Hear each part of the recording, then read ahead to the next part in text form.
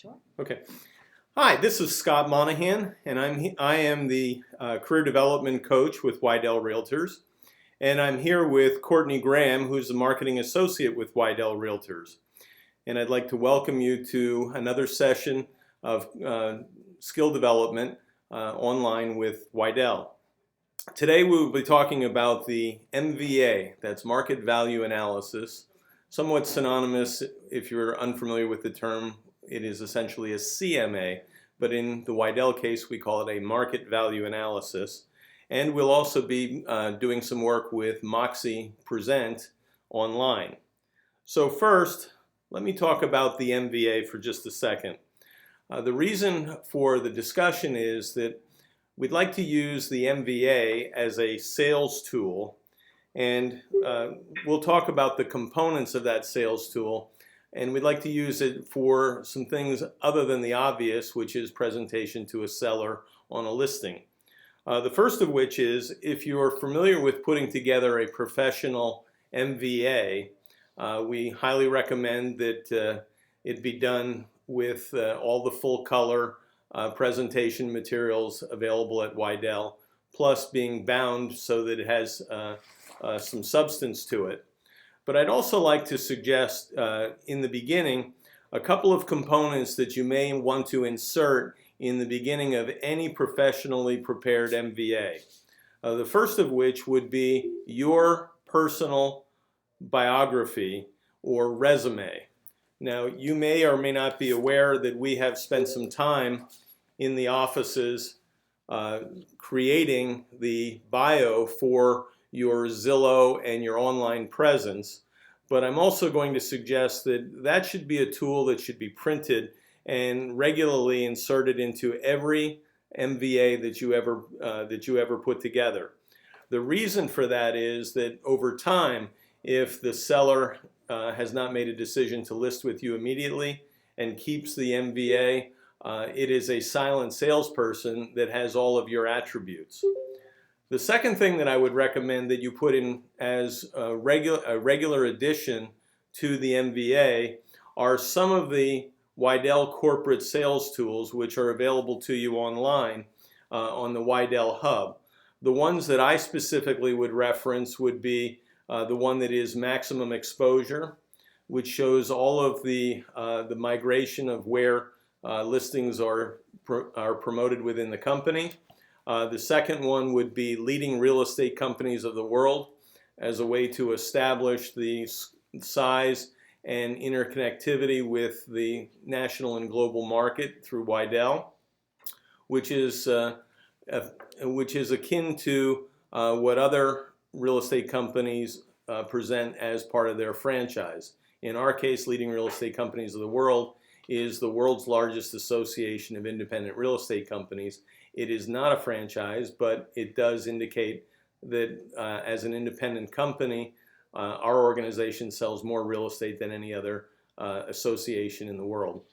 The last of which you might include, depending on the property, the luxury portfolio addition to the MVA. So my purposes in telling you this is that there are going to be times that these will be reference points that a seller may look at on their own before they ultimately make a decision as to who they have represent them. The last thing that I would mention to you, which is not part of the Moxi Present series, would be that I believe that it's appropriate to include an up-to-date tax information sheet from the multiple listing service, which would indicate all of the public record of that particular property. The purpose for that is that you are able to compare, in many cases, square footage, lot size, and other attributes of the house that are specific to that property. And I can tell you that if you have personal information attached to your MVA, there is more likelihood that the seller will want to keep it as a reference tool.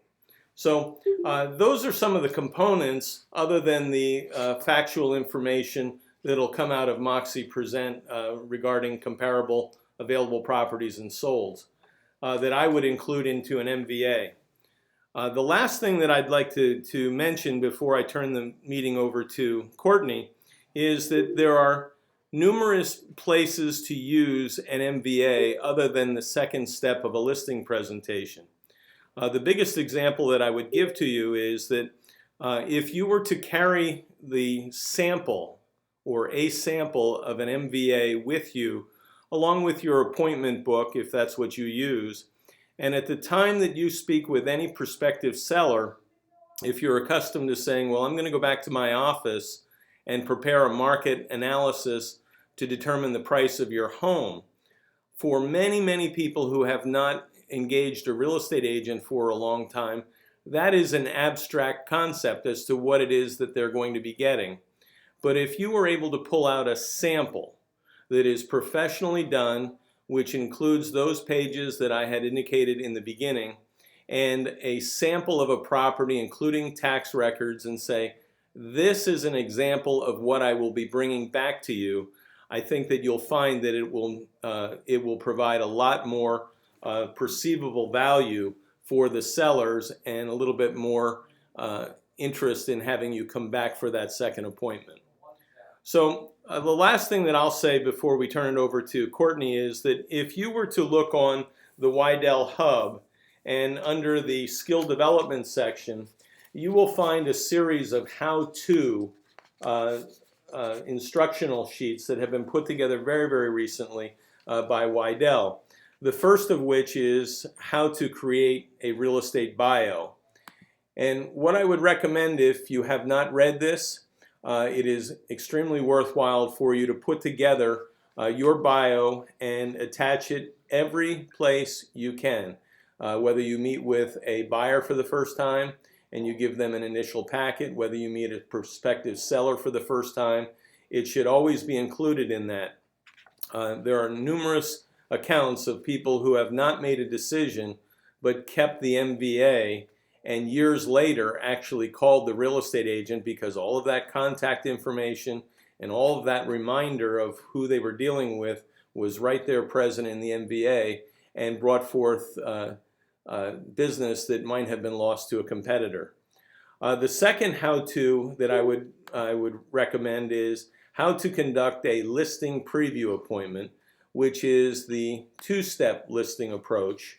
And that will be an instructional sheet which will give you an indication of the materials that I've talked about and should be included in your MVA, as well as some additional information.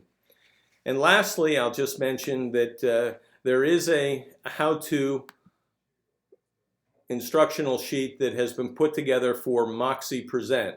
So if you have questions about the things that Courtney is going to go over with you momentarily, you are welcome to go back to the Moxi Present on the skill development and the Weidel Hub to get some additional help. So with that said, I'm going to turn the meeting over to Courtney. Thank you, Courtney. Great. Thank you, Scott. So as Scott said, we are going to walk through how to use Moxi Present. Today, the goal of this webinar will be to show you how to use the tool, the different capabilities that Moxi Present has, not necessarily giving you step-by-step instructions on specific properties to use as comps. Again, this should be a qualitative understanding of your real estate knowledge that helps you determine those. It's just going to be more to show you the capabilities and how to use the tool in totality. So let's go ahead and get started. The way that you access Moxi Present is through the hub. So I'll just take you guys back so you can see exactly how we get there. Again, it's hub.weidelre.com. You can see up on the top, there's our navigation. Click on Moxi Present.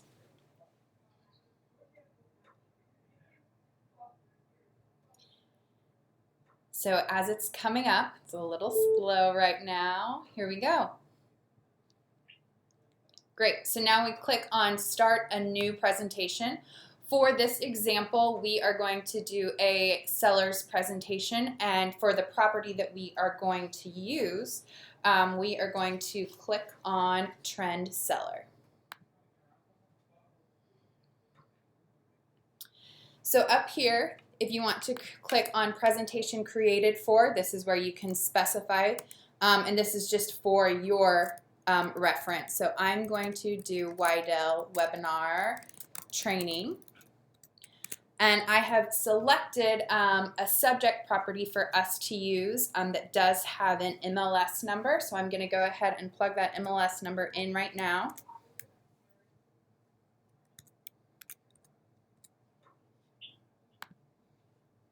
So the great thing about using the MLS number is that it will automatically update all the information of your subject property from the MLS. If your property does not have an MLS number or a previous MLS number, you can insert all the information manually. But once all the information is uploaded from the MLS, it's always good just to make sure to check the information, just to make sure that everything came across correctly. So as I'm scrolling down, everything looks good. So we're going to go ahead and click continue. So this next part is where it gets really fun, and there's lots of different ways that we can search and use different filters and boundaries. So we're going to go through some of those ways now. And if you have questions following this, or you, after the webinar is over, have come up with some other questions when trying it on your own, please, you can email marketing@weidel.com, and we will be happy to get back to you and help you with any of your questions. So, as you can see, the search results came up, and it shows that we have 31 listings based on our filters. So if you click on this View Filters link right here, you can see that these are the filters and the search criteria that we're using. So just to take a look at all these different options, there's bedrooms, bathrooms, square footage, lot size. You can do year built. You have capability for property status, everything within the last, right now it's set to 90 days. You can go back as far as you would like, and property types.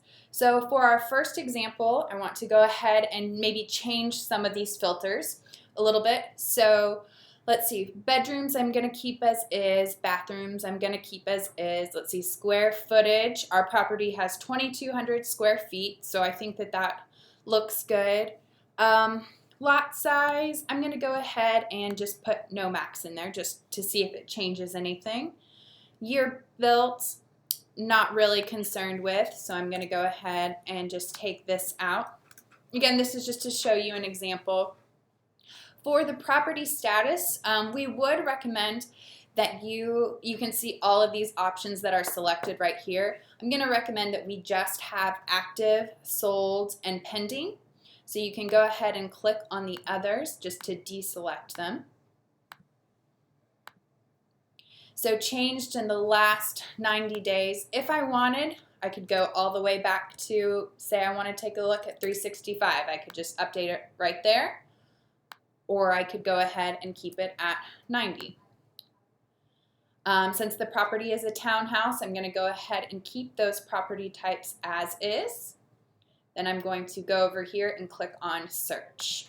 So this, you can see right here, it is doing our filters again. So when we initially started, we had 31 properties showing, and now we have 27 properties showing. So if you can see on this map over here, each of the dots is one of the properties that is shown.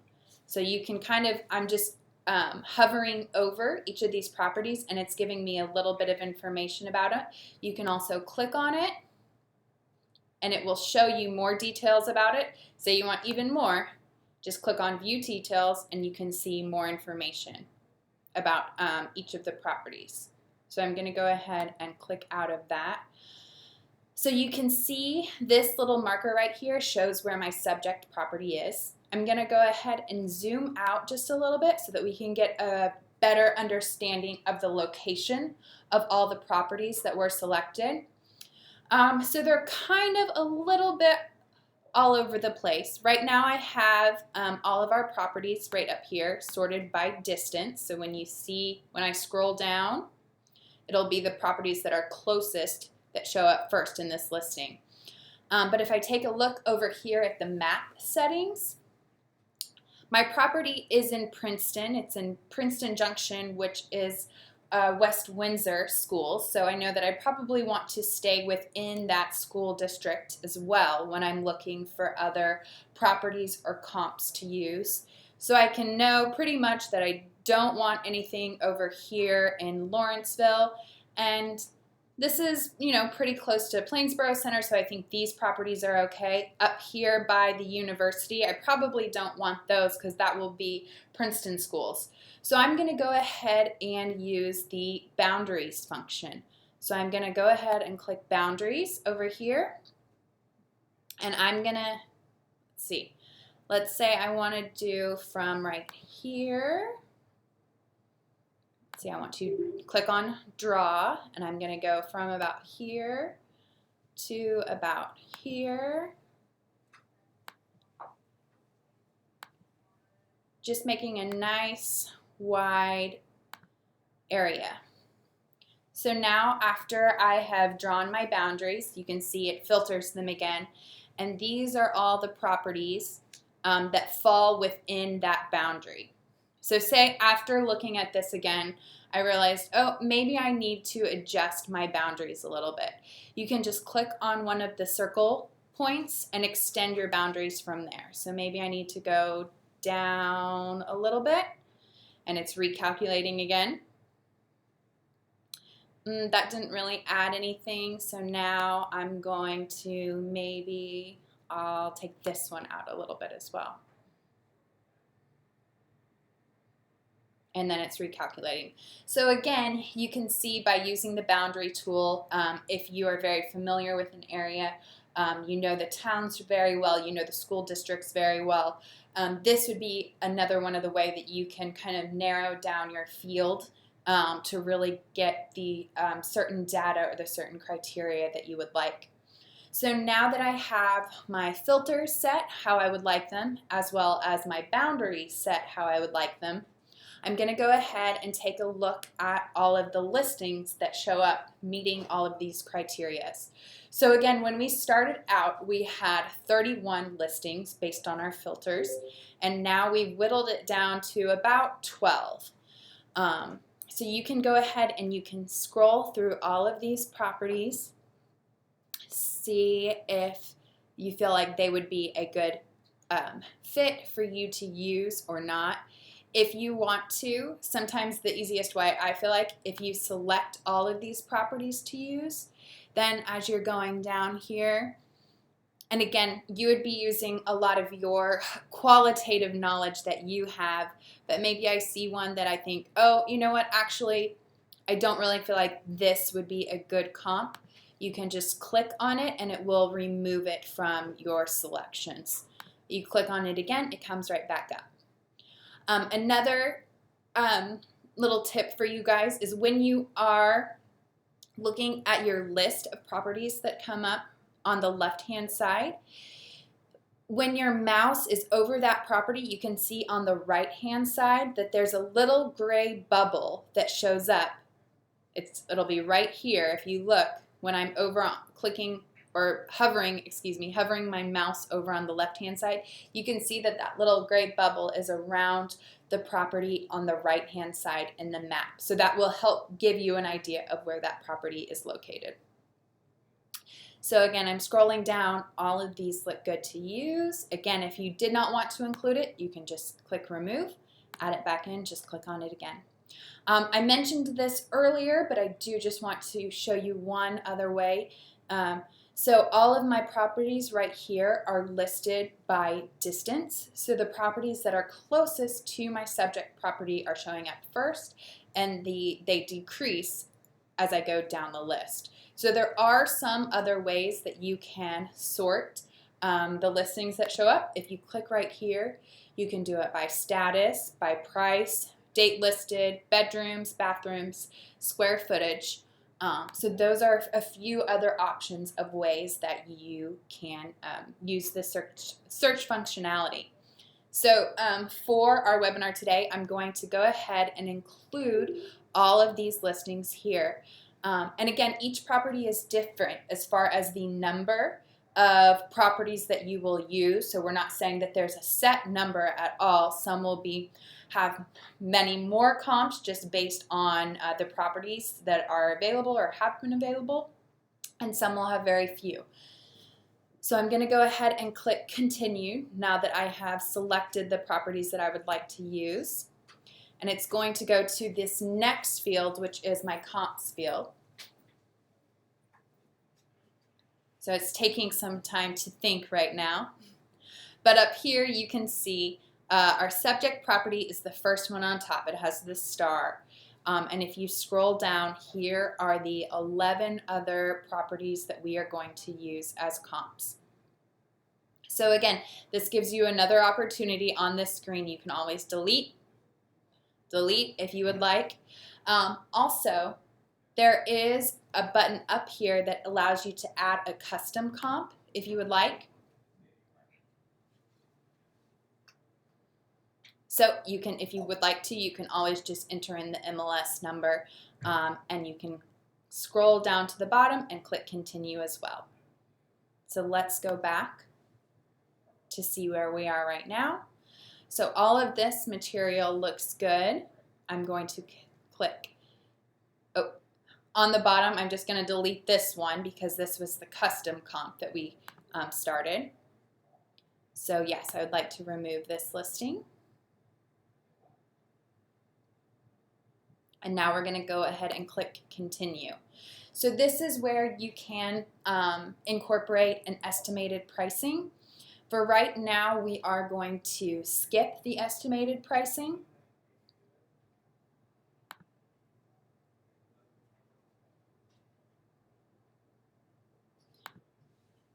You do not have to include it.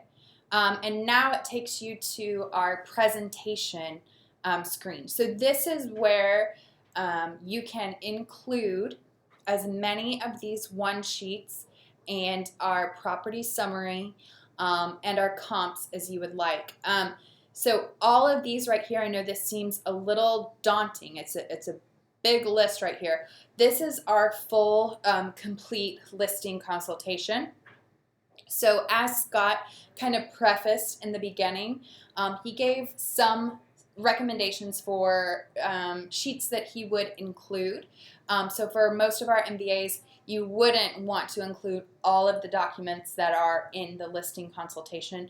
Normally at the listing consultation, you might walk them through your hard copy of the listing consultation. So I want to go ahead and show you how you can delete some of the pages to include. So we definitely would like to keep the opening slide that gives us that nice cover. A few of these we are going to go ahead and delete. So I'm just unchecking them from the include box right here. And once they are removed, if you scroll all the way down to the bottom, they are put down here. So I'll show you later how we can add them back in if you make a mistake. So they're not gone forever, but this right here just shows you a list of all of the documents that will be included. I'm going to go ahead and keep some of these that I am going to keep. This Weidel Leading RE, #1 in home sales. That was one of the pages that Scott recommended. I'll also keep in the Luxury Portfolio International. And then I'm going to go ahead and remove the rest of these four right now. Here's the maximum exposure. So I'm going to go ahead and keep that one. And then I'm going to remove the following.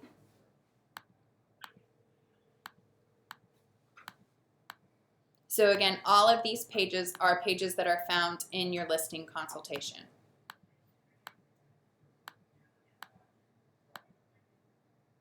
Okay, until we get down here to this property summary map. So this is where your customized presentation will begin. When you're on this presentation screen, if ever you are maybe unfamiliar with what one of the pages are, all you can do is click on this little preview right here, and it will show you exactly what the page is. So if you're maybe unfamiliar with the title of it, here's our maximum exposure. You can click on it and there it is, to give you an example. So we're going to start with our property summary map.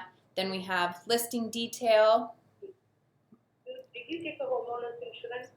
subject property, our comparisons. We're going to keep all of these.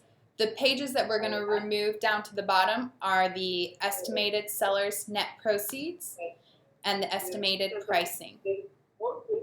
Nobody will discuss at the closing, and you We are going to move the agent profile. Yeah. You can always move pages around over here. So as Scott recommended in your MBA, we are going to have our agent profile closer to the beginning of our presentation. So I just click on the little arrow icon and it's going to allow me to move it up to the top. So I'm continuing to scroll. So I might even have it right after our opening slide. So maybe we'll go to the opening slide, your agent profile, leading RE, luxury portfolio, and maximum exposure. And then it will begin with the property summary map.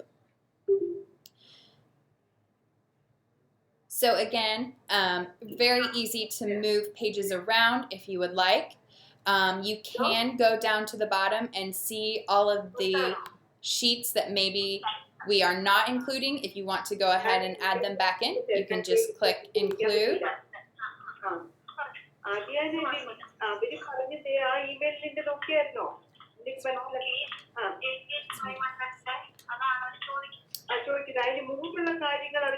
If you guys could please mute your phones on your end, that way we won't have any static background in our end, that would be appreciated. So once you have your webinar created, there are a few things that you can do. You can view your presentation, you can view and print your presentation, or you can email it to yourself. Always make sure to save your document. You can also create a presentation profile right here. So if you wanted to call this maybe your MVA, you can click on Webinar MVA right here. So once we save our document,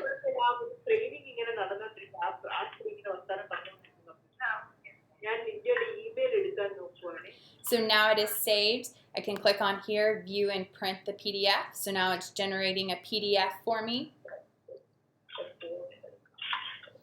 And once the PDF is generated, you will be able to print that. It just takes a little bit of time for it to complete. So now if we go back over to Moxi Present, you can see that we're also able to email. So if you'd like to send a PDF, or you can send the presentation as is. You can include a message as well, and you can either send a copy to yourself too, and click send.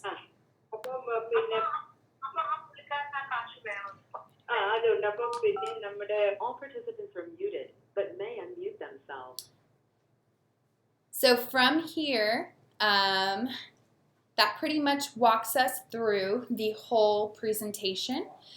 Does anyone have any questions after we have walked through everything?